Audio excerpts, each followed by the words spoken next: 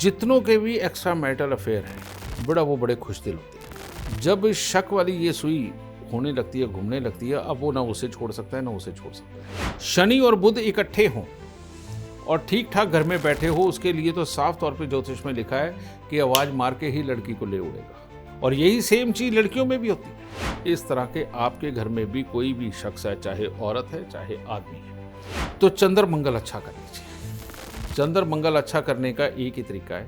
लेकिन एक तरफ वो लोग भी हैं जो अच्छा कर रहे हैं, जीवन में अच्छे इंसान हैं, लेकिन फिर भी उनको कोई जीवन साथी नहीं मिल रहा।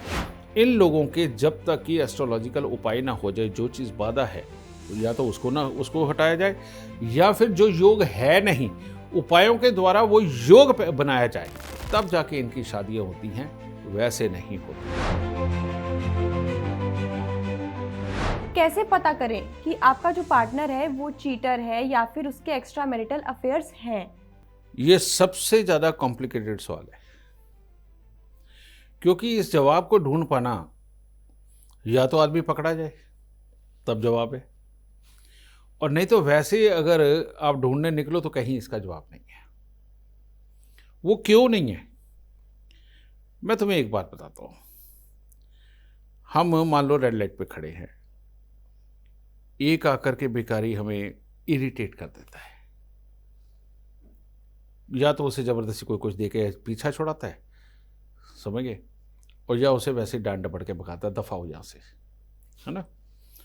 लेकिन एक आता है, वो बड़े अजीब से प्यारे से एक्सप्रेशन दे करके वो भीख ही मांग रहा होता है, वो अंदर बैठा हुआ आदमी मुस्कुराता हुआ उसे कुछ ना कुछ दे देता है ना। ये दो फर्क है, इसको कैसे भी किसी भी एग्जाम्पल के साथ जोड़ लो। इसी प्रकार से जीवन के अंदर जितनों के भी एक्स्ट्रा मैरिटल अफेयर हैं बड़ा वो बड़े खुश दिल होते हैं, समझे ना, और जिम्मेवारियां निभाने वाले होते हैं, हर हिस्से को प्रॉपर लेकर के चलने वाले होते हैं, और पता भी नहीं चलने देते। वो सारी जिम्मेवारियों को बड़ा हंस हंस के निभा रहे होते हैं, तो इसलिए पता नहीं चलता। लेकिन उसके अंदर उल्टा प्रॉब्लम कहाँ से शुरू होती है, जब शक वाली ये सुई होने लगती है, घूमने लगती है, अब वो ना उसे छोड़ सकता है ना उसे छोड़ सकता है। जिम्मेवारी वो भी है, जिम्मेवारी वो भी है। अब ये मर्द और औरतों दोनों पे बराबर का चल रहा है, दोनों के ऊपर ही। तो लेकिन ये एक तरह की उनकी ना मेंटली और फिजिकल नीड होती है, वो नहीं रह पाते इसके बिना।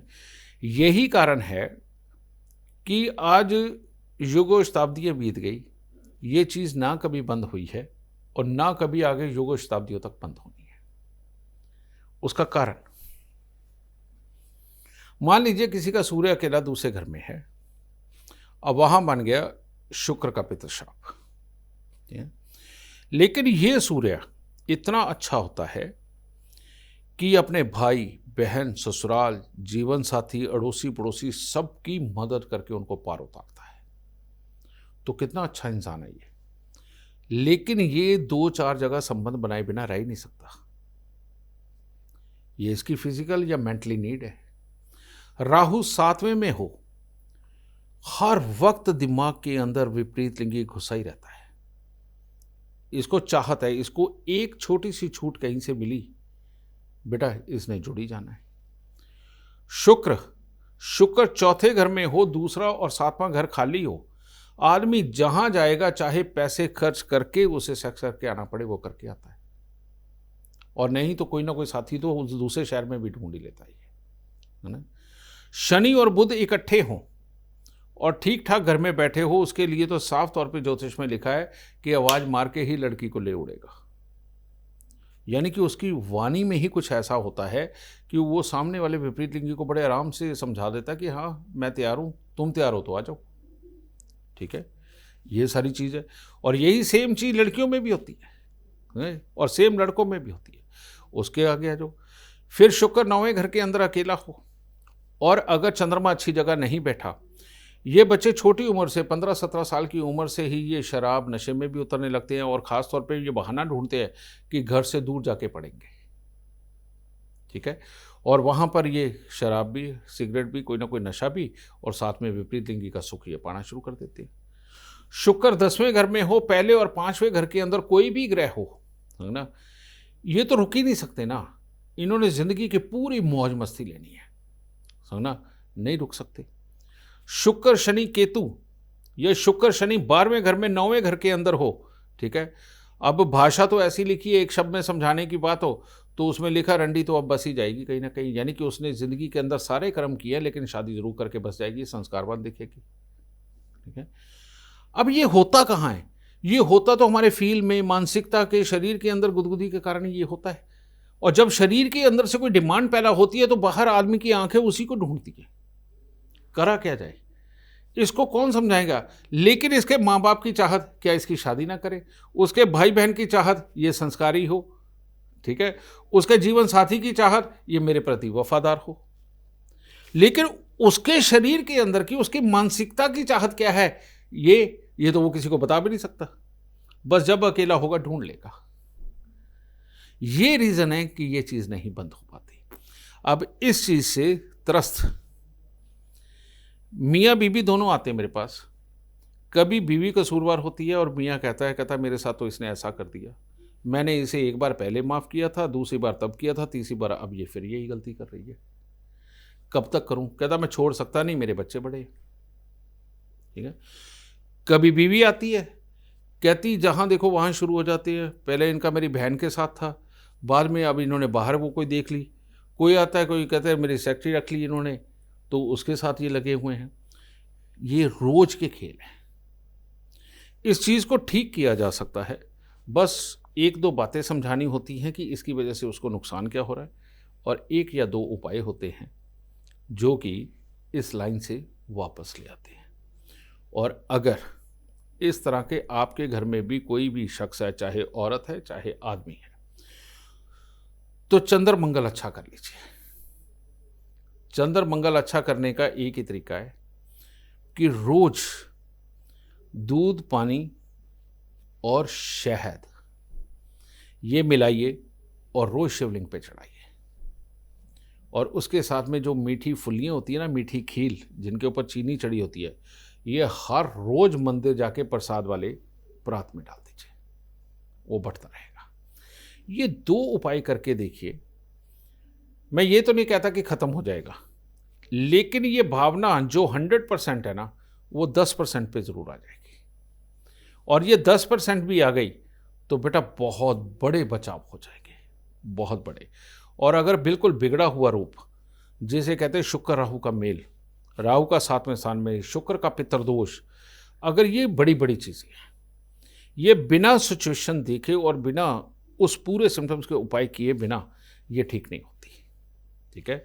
तो उस सिचुएशन में आपको किसी अच्छे एस्ट्रोलॉजर को मिलना ही पड़ेगा, या एस्ट्रो साइंस पे जाइए, उस इंसान की date of birth, time, birth place डालिए ऐप के अंदर, ठीक है, डालिए। आप देखिए कि अगर आपको लग रहा है कि ये ऐसा ही है और आपने देख भी लिया, आपको सामने लिखा मिलेगा।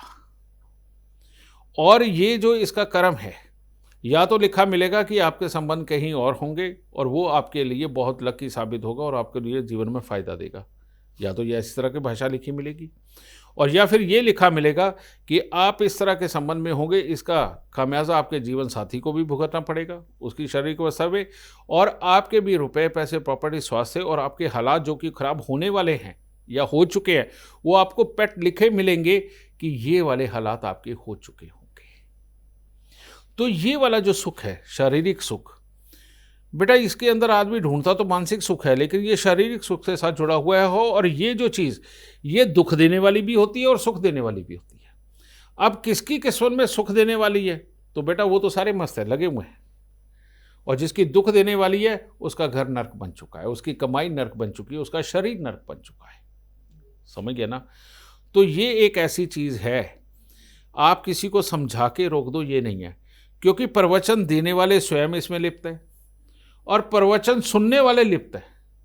वो वहीं बस ठीक है, जैसे ही उठ के बाहर निकलते उनका फिर अपना जीवन, और ये जो मन से उठने वाली ये जो विचार है ना, ये उनको जीने नहीं देते, वहीं पर ले जाके फिर खड़ा कर देते हैं। इसीलिए अपनी अपनी जन्म कुंडली दिखाते रहो और सुखी रहो, मैं इतना ही बोल सकता हूँ।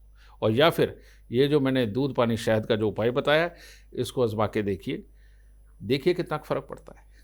गुरुदेव, एक तरफ तो ऐसे लोग हैं जिनके पास लड़कियों की कमी नहीं है, या ऐसी लड़कियां हैं जिनके पास लड़कों की कमी नहीं है, लेकिन एक तरफ वो लोग भी हैं जो अच्छा कर रहे हैं जीवन में, अच्छे इंसान हैं, लेकिन फिर भी उनको कोई जीवन साथी नहीं मिल रहा, उनको लड़का नहीं मिल रहा, लड़की नहीं मिल रही। तो उन लोगों के लिए क्या उपाय, उन लोगों को क्या करना चाहिए? बेटा पहले तो मैं इसका जवाब दे दूं। हरियाणा में एक कहावत है, ढेड़ को ढेड़ तो गंगा जी पे टोले है। यानी कि अपनी मानसिकता के इंसान को इंसान कहीं भी खोज लेता है। मान लो जिनके पास बहुत लड़के हैं या जिनके पास बहुत लड़कियां हैं, वो चाहते ही इनको है, समझे ना, तो उनको मिल भी जाते। ये जो बेचारे बिल्कुल सीधे साफ और अच्छे कर्म करने वाले, इनकी मानसिकता यही है कि एक बहुत अच्छा वफादार जीवन साथी हमें कोई मिल जाए। बेटा ये दुनिया में संख्या ही कम है, तो उनको ढूंढने में बड़ी तकलीफ होती है। या तो माँ बाप संस्कारी घर से ढूंढ के साथ में लगा देते हैं, और अगर माँ बाप और रिश्तेदार भी इसमें सपोर्ट ना करें, बड़ा मुश्किल हो जाता है। ये सच्चाई है।